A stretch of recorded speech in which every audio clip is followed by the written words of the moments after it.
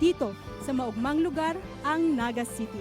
Sa pagdating ng Pangulo kanina, siya ay sinalubong ng alkalde ng Naga, ang dating Vice President, Mayor Leni Robredo.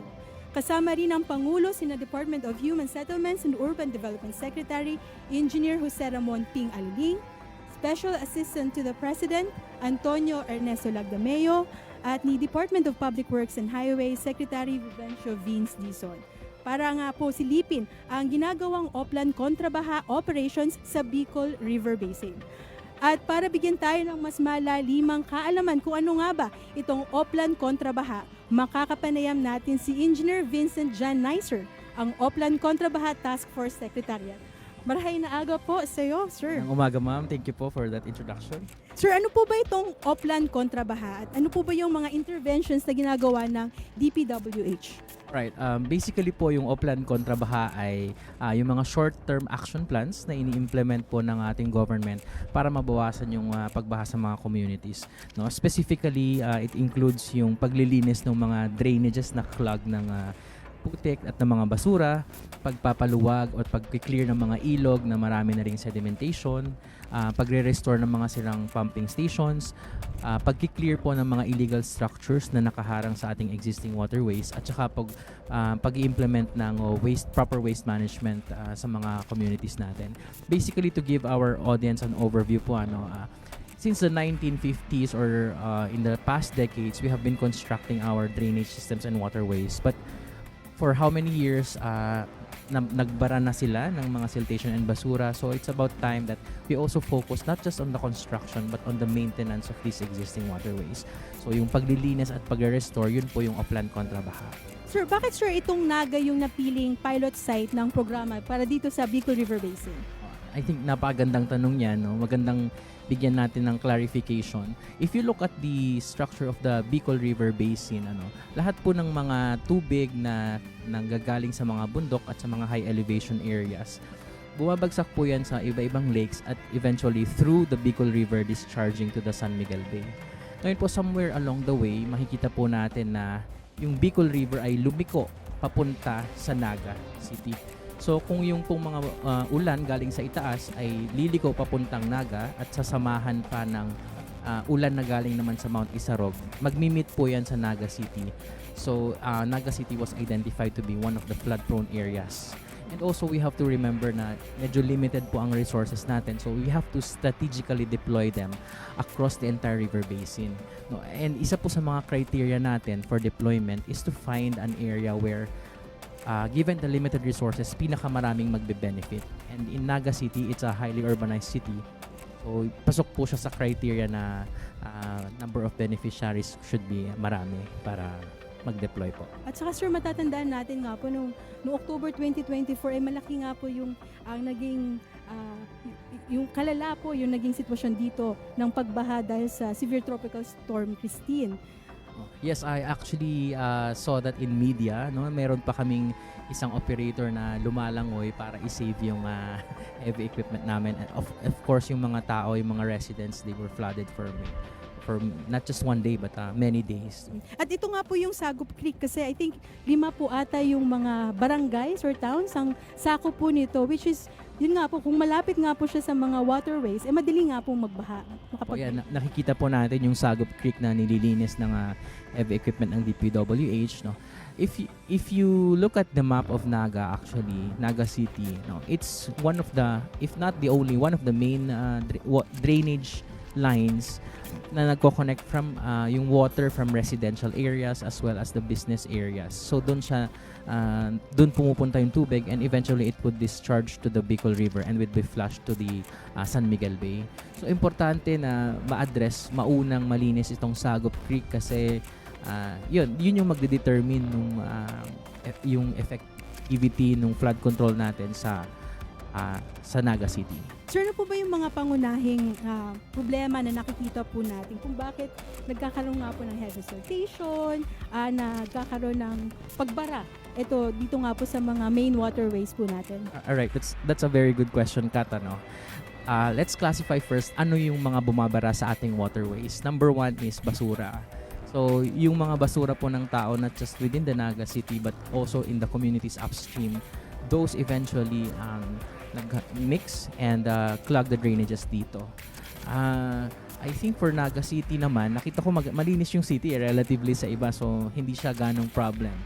But for other areas na nagkaroon ng upland kontrabaha, siltation has been the problem. Siguro dito sa screen natin, tinuturo na ni Secretary Vince yung plan kay President Marcos kung ano yung mga gagawin nating interventions. But aside from the solid waste, yung sedimentation, yung mga putek, yung lupa, actually partner galing din to sa bundok eh.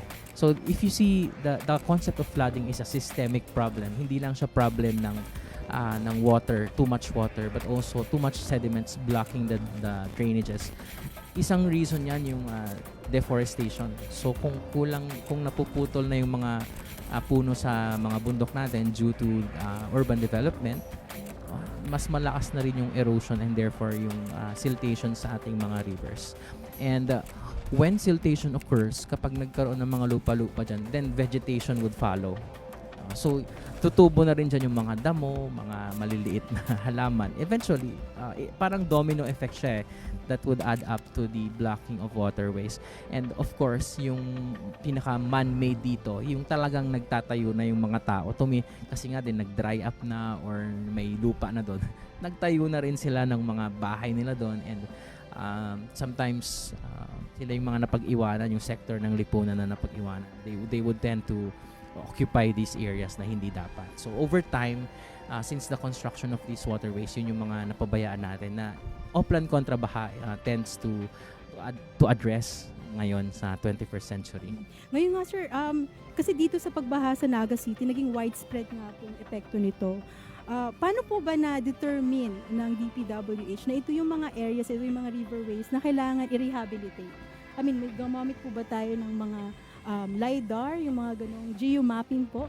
Yeah, in terms of planning, the conventional approach would be to base it on hydrological maps, no consultation with the academe, yung experts natin, sila Dr. Tabios Lagmay, Yusek CP David ng DENR. So that was the conventional approach through planning and using software, advanced software ngayon, and even AI, artificial intelligence, and simulation. But for the Bicol River Basin project for Upland Kontrabaha, we are actually proud to say that in addition to that existing conventional approach, we have gathered the different municipal disaster risk reduction and management office through the help of the provincial government. So we had them attend a particular workshop, and altogether we have identified the strategic sites for deployment. Sinasabi ko strategic partner kasi limited din naman yung resources natin to be deployed all throughout the entire of the region. So aside from the scientific scientific aspect and software, we have actually recognized the value of inputs of actual human experience. If you notice yung participants ng workshops na yon, hindi lang sila usually yung mga engineerings. We have invited the disaster risk reduction management officers kasi yan yung mga nakakaalam saan talaga yung lugar na binabaha. And even by plain common sense, without in-depth scientific study, ma-identify natin alin yung makakatulong mabawasan yung baha by just simply cleaning or deploying small equipment para malinis. Yeah. So very intuitive nga talaga sir kasi parang whole of nation approach. Whole of nation approach. Consult with the academe, with the communities talaga, with the LGUs. Exactly, and I think in many other different government projects that we have seen, for example, Pasig River Rehabilitation Commission, Manila Bay Restoration Project, and now this Upland Kontrabaha, I think one important lesson is that we recognize yung social impact, not just the data or the monitoring results na meron tayong figures, 100%, 80%, but we also have to really consult with the community because eventually they are the ultimate giver of feedback. Mm-hmm. Sir, aside dito, naalala ko sir kasi nung bumisita po ang Pangulo dito noong October 2024 during the severe tropical storm Christine, nabanggit po ng ating Pangulo during his Regional Development Council meeting na bisitahin muli yung Bicol River Basin Development Program na naudlot, I think that was in 1986, but it was actually formulated 1976. Could you tell us more about that? Ano Yes. po ba yung update natin doon? I think it was conceptualized as early as 1973 during the time of then former President Marcos, Ferdinand Marcos Sr. The problem with that plan is that usually po kasi sa mga engineering, ang kino-consider natin na return period is a period of 50 years. Meaning yung design ng structures mo should withstand whatever change would happen or whatever extreme event would happen in the next 50 years. Kaya lang, if that started in the 1970s, it's now 2026. Kumbaga, expired na siya. And it needs further studies and updating para ma-incorporate po natin yung climate change, integrated water management systems, no, at saka yung sea level rise and many other factors. Yung integrated water resource management systems po kasi, Ms. Kat, is we're looking at a flood, not just something harmful, but perhaps if we can just properly manage it, no, building of dams upstream, then we could actually use the water for electricity through hydropower, water resource for irrigation, water resource for utilities dito sa cities, and also even tourism. So kung sakaling ma-address natin yan. And so yun po yung update sa Bicol River Basin And Management. that's the long-term solution. Yes, that's the long-term solution. So, part po yun ng comprehensive master plan. But actually, yung Oplan Kontra Baha po, yung short-term interventions natin are actually part and parcel of that entire plan. No? So, now we can immediately implement while waiting for enough funding and enough resources and studies para po dun sa ating long-term master plan. Well, actually, sir, itong Oplan Kontra Baha, hindi naman siya nag-start lang ngayon, di ba? I think it has been in operation since 2025, last year. Yes, we actually have a lot of Oplan Kontra Baha projects, and we have launched 3 last year. In 2025, we have launched the Greater Metro Manila on November 12, and then we went to Metro Cebu on November 21, and then Bacolod City on December 12. So there were 3, and this is the 4th actually, nag-start ng February 21 dito po sa Naga City. We also have other upcoming events. No, tentatively, yung Tuguegarao City in the province of Cagayan would be next week. And then we have ongoing coordination with the government or provincial government of Rojas City and Iloilo in Panay Island. That's Region 6. And then Buluan, the municipality of Buluan in the province of Maguindanao. That's in Bangsamoro Autonomous Region of Muslim Mindanao already, but the government is extending its Oplan Kontra Baha activities doon. And we have ongoing coordination also with Bulacan and Pampanga, and then Pangasinan and Ilocos area that would soon to be launched.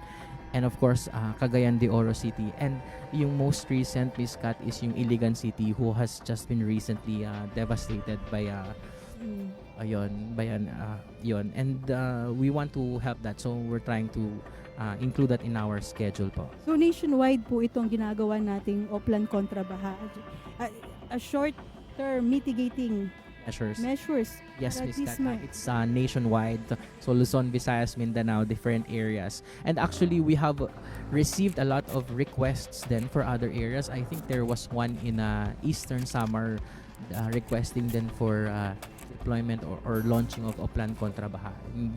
And among those areas, iba-iba rin yung problems and terrains na na-encounter namin. Merong something coastal, merong valley type, and I think yung Hipapad would be an interesting case kasi upland pero may flooding. So Ibang kaso yun, sir. ibang klase rin, iba-iba yung exposure. We're actually also learning from this Oplan Kontra Baha. And Tapos, sir, kasi ang ginagawa po ng Oplan Kontra Baha is with the help of the DPWH, dinadala po ninyo yung mga specialized equipment. yes. And not just that, and yung tao po to operate those equipment. Yes. Ms. Kat, most of the Oplan Kontra Baha workshop, most of the Oplan Kontra Baha activities na ginagawa natin, spearheaded by DPWH using heavy equipment owned by the DPWH. But I would like to mention that in Metro Manila, no, specifically San Miguel Corporation has provided assistance to sa mga heavy equipment. They spent a lot to assist us. Kasi of course we recognize that in the private sector, yung kanilang operational framework is really efficient. It's really fast to procure and to deploy resources. Kaya they actually helped a lot dun sa clearing sa Metro Manila. Sir, aside dito sa Sagop Creek, meron pa pong pupuntahan ng ating Pangulo, yung Magaya-Gaya Creek? Yeah, Magaya-Gaya Creek is also, I think, somewhere din dito sa Naga. The former Vice President and now Naga City Mayor Leni Robredo wanted to show the President yung case ng informal settlers because, you know, if we are in the office in the palace, for example, iba yung nare-receive nating reports versus we actually see the problems on the ground. So I think ang major problem sa Magaya-Gaya is yung the presence of a lot of informal settlers, no. Itong ganitong klaseng issue would require interagency coordination because we want to have a sustainable approach in addressing them. That's why we have the SUD. Yes, for yes, the yes. illegal settlers, diba? To provide housing, assistance in relocation, and other necessary support para ma-clear yun. And of course, when the President sees the situation on the ground, he would also be able to immediately and To direct the concerned agencies to work on it. Kanina nga rin po, sir, bago pumunta dito ang Pangulo, pinuntahan niya rin po yung Jesse Robredo Coliseum na isang evacuation site. So I think more than that, kailangan din ng tulong yung mga ganong para at least whole approach. You have the pagpapalinis ng creek and at the same time evacuation sites para at least may matinong matutuluyan ng ating mga evacuees. Yeah, addressing flooding is one thing, and the response is also another thing. So aside from addressing the flooding, minsan kasi with limited resources, we cannot completely eradicate it. So we also have to reinforce yung mechanisms to address yung mga evacuation centers natin, pag-inventory ng relief goods and other things. We also have to make sure that those things are present para during the times na merong pang flood and there are enough resources para sa kanila. Yung Oplan kontra Baha naman, I think to manage also the expectations of all the citizens. It does not promise to 100% eradicate the flooding, but at the very least, yung duration ng flooding is ma-minimize. So kung dati it would take days, probably if it would take a few hours or minutes, that would be really very good na for everyone. So ayan po, the tall guy in vest is actually the task force commander of Oplan Kontra Baha. We have Undersecretary Charles T. Calima Jr. Who is also a former PNP general, by the way. Siya po yung nag-spearhead sa DPWH ng... who leads the task force of Kontra Baha? Yes, the task force of Kontra Baha. And then we have Mayor Leni in her signature color.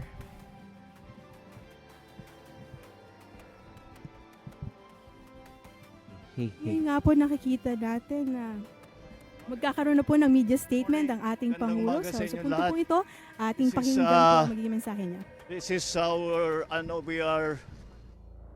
These are the beginnings of the perennial na flood problem here in Naga and in the rest actually of along the Bicol River.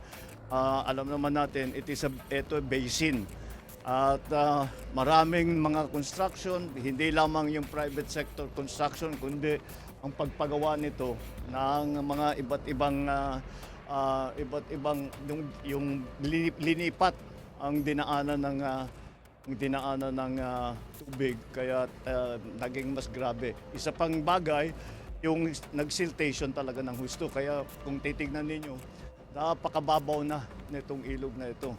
And with ang sinasabi nga ni Mayor Leni is that many of the places na dati naman ay hindi binabaha, andyan na rin yung effect ng climate change. Kaya this is what we are trying to remedy. Malaking trabaho ito. It will take time, but marami na tayo mga intervention na pwedeng gawin such as the pools that we are going to put up. But tawag nila yung retention fund para mabawasan para mabawasan natin yung pagbaba ng tubig. Dahil nga it is may Bicol River Basin, ang plano na talaga pwede natin gawin, na kailangan natin gawin, ay kailangan natin mahuli na dapat ma-koleksyon na yung tubig bago pa bumaba sa basin. Dahil, again, as Mayor Leni was explaining, this is a landlocked province. And because it's a landlocked province, ang tagal lumabas ng tubig. So wag na natin sana papasukin. But this is only the beginning. Ito, desiltation lamang ito. At hindi naman ito, kagaya ng mga ginagawa natin sa ibang lugar, this is not going to be one time. We will keep doing this until we have the more long-term solutions. At hopefully, on the road, if we design everything properly, hindi na natin kailangan paulit-ulit ng binabalik-balikan. Okay? All right.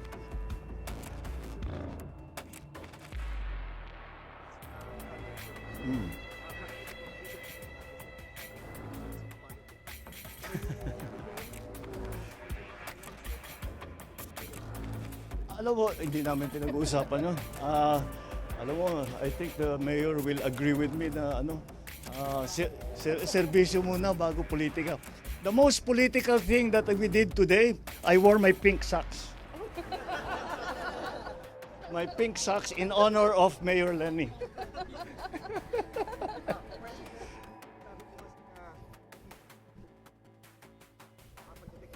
No, we have been planning this for a few months already.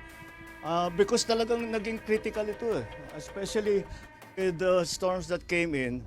Then I already instructed the SecPins and SecPing to look at the situation here. Because we know that Bicol is always the pathway of the storms, but the immediate problem that we saw, the change in pattern that we saw, is yung bigat ng bagsak ng ulan. Dati hindi naman ganun karami. You got 700 in one day, 700 centimeters of rain in one day. Ano yung katumbas ng 6 na buwan yun? Yeah, that's very significant, and that's why it became critical. So we did not discuss. Serbisyo muna bago politika. Marami pang kailangan gawin. Marami pa kaming kailangan gawin. So we will get to that. Aabot din tayo doon.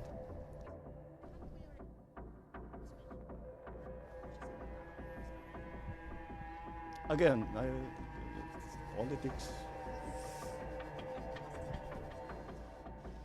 Nothing really. That's her choice. Again, this is all politics. We're not going to discuss politics now.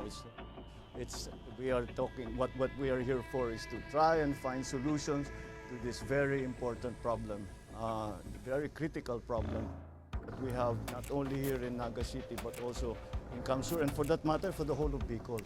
That's what we are concentrating on.